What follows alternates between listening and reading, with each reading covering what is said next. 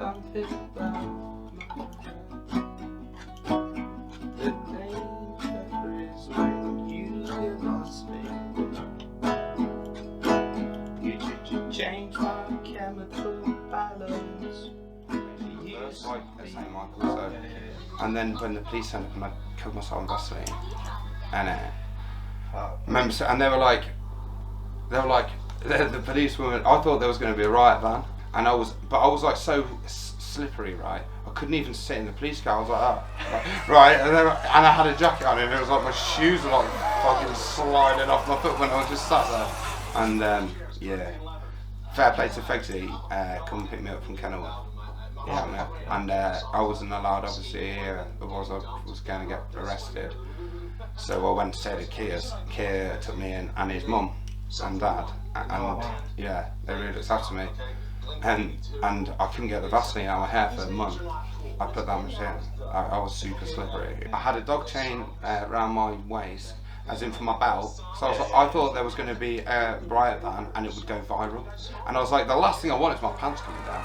Right, walked in the front room, and Mum was on the phone to the crisis team at St Michael's saying he's having a violent episode, and they were saying you need to ring the police now, immediately. And I was like, what have I done wrong? But it was like, I definitely deserved it. And then like I went in the kitchen, and for some reason I opened the cupboard like above the sink, and there's this massive tub of Vaseline, and I just started pissing myself laughing, mate. Like took my shirt off, and took like this, but I had my Doc Martens on, but I took my jeans into my socks, yeah, and I couldn't find a belt, and my button was broke, so I tied my dog chain, which was like a metal chain around my waist to keep my pants up, and just covered myself in Vaseline, and it was just at one police car, and it was already too late because I was caked with Vaseline, yeah, and like, I was like at the door like this.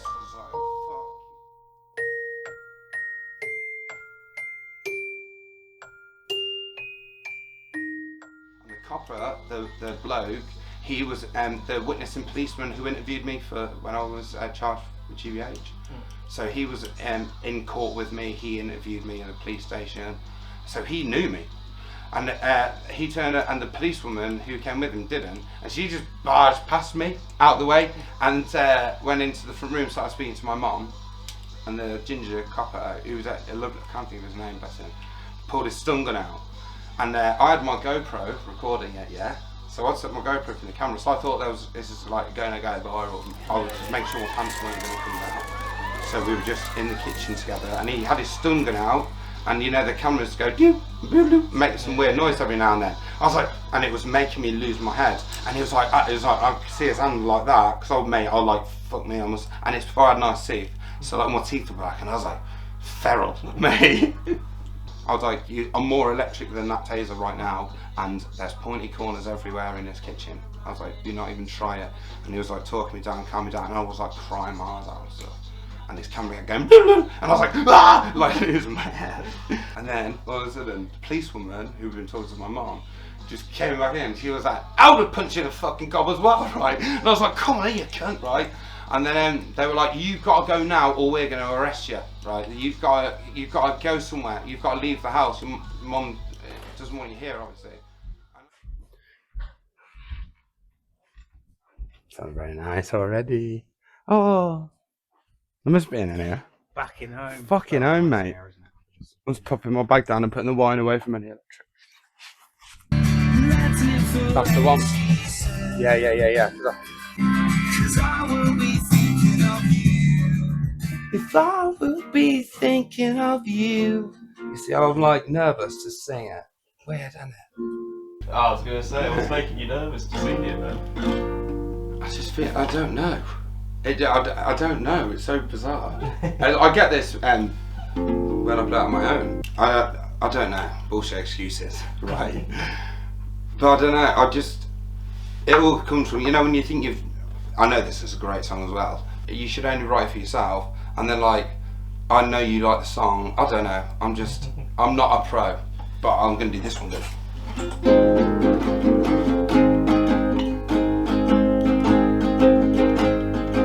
Painting pictures of you in my head. I didn't write the breakdown chords.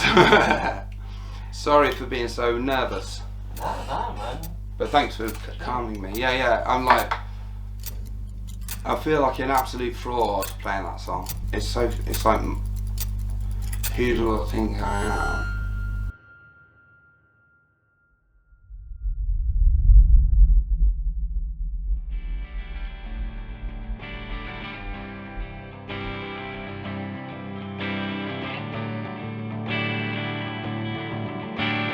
Painting pictures of you in my head. This time ran Sing to my husband, like I'll sing it to the end, but I just feel like an absolute fraud, even though I wrote it. I don't know. I'm like, I struggle with that a bit. Fuck. I need to get over that feeling though, because I need to play live. I'm like really exposed on lonely days, and it's like I'm just like I feel fucking guilty when you're writing a tune. It's like I don't fucking know, mate. I don't know like the maths. I don't have music grades and shit. I just like believe in it. I'm really nervous about it. I'm really nervous. I know they're gonna love it, but I feel like it. So I don't know. But I forget that the song's bigger than me and the band, and it's like, if 1 million people heard it, it resonates. It's just weird. But I'm like, fucking, I like couldn't stop crying when we were recording it. Music's bizarre. Do you want a happier one? 'Cause I ran away from us again. That's that film. Unbelievable.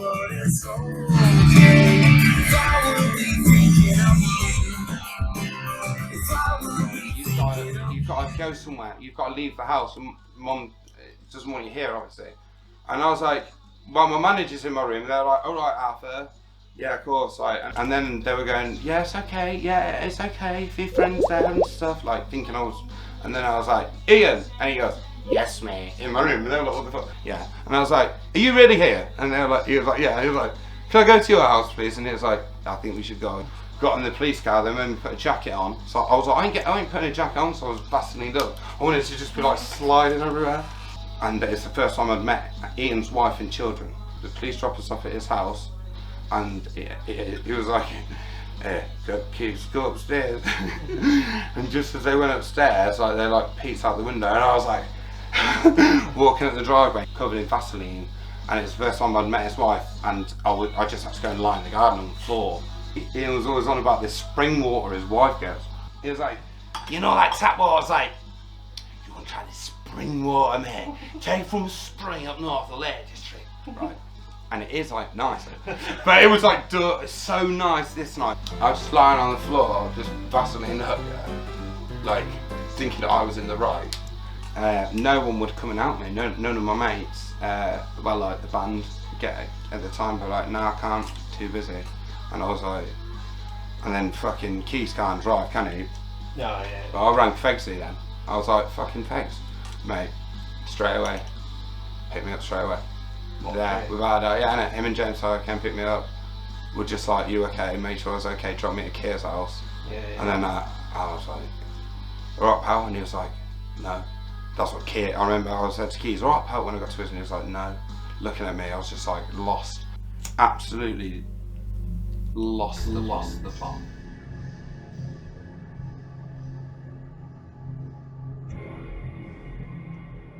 And then, yeah, I haven't done it since. But it's all the Bronson inspiration, isn't it? Literally, mate, that's where I got it from. So I was like, oh yeah, they can't grab you then. Yeah. And I was just gonna like slither away and just run away or try. So I had it all, mate, I remember like putting Vaseline on the bottom of my shoes.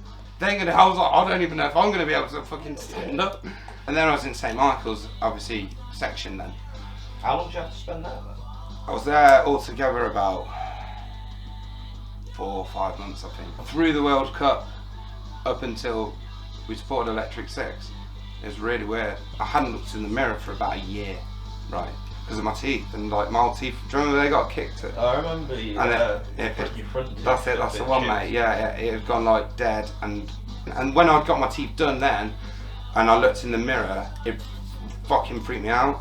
And then I got Bell's palsy. And then everyone's wearing masks then. So I was like, I didn't even need to get my fucking teeth done anyway. As soon as I got nice new teeth, we had to wear a mask because it was COVID. What were we talking about? I can't remember.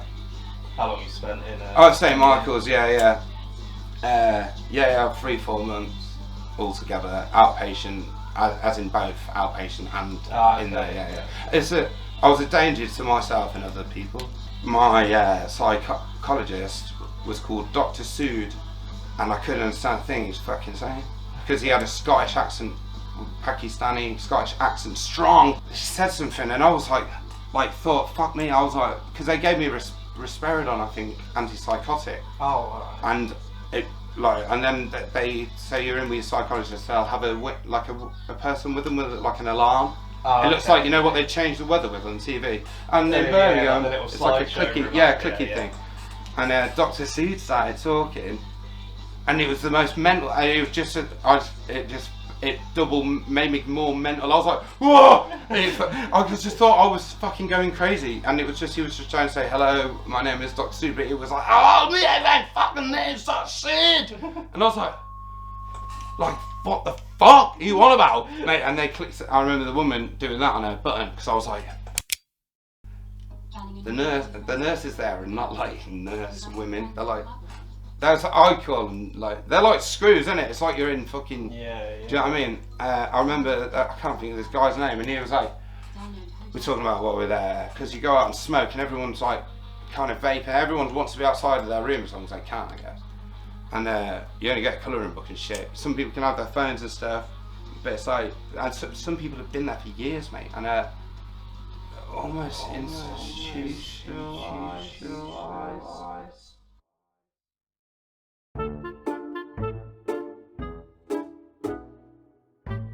And you see them and it's like nothing on the eyes.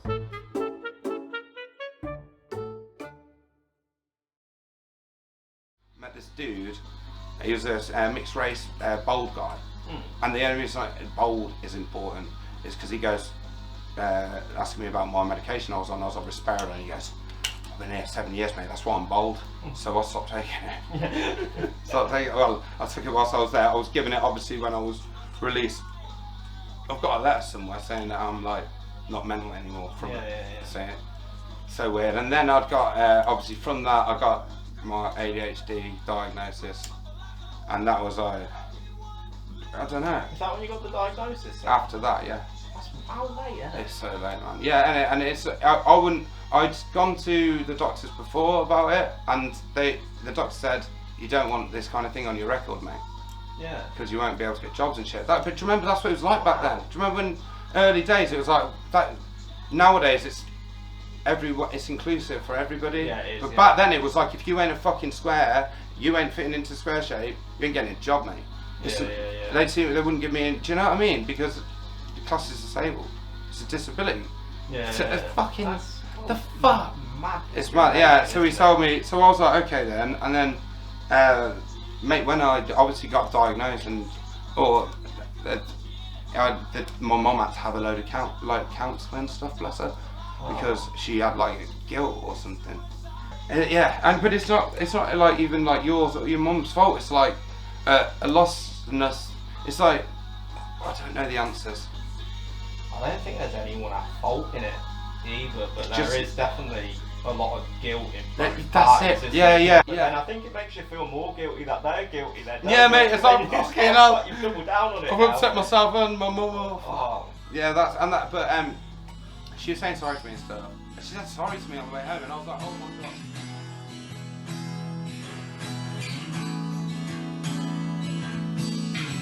Find me a reason, don't find me cold.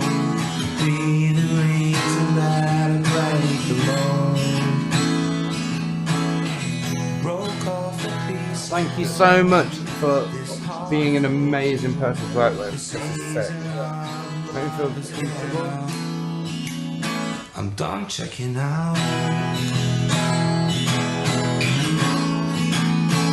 Hold on, check it out.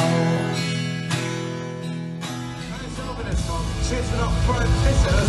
Not a Friday back, by the way. We're out for the fucking Invincibles, and I'm sure you're going to see them car marshal somewhere else, alright?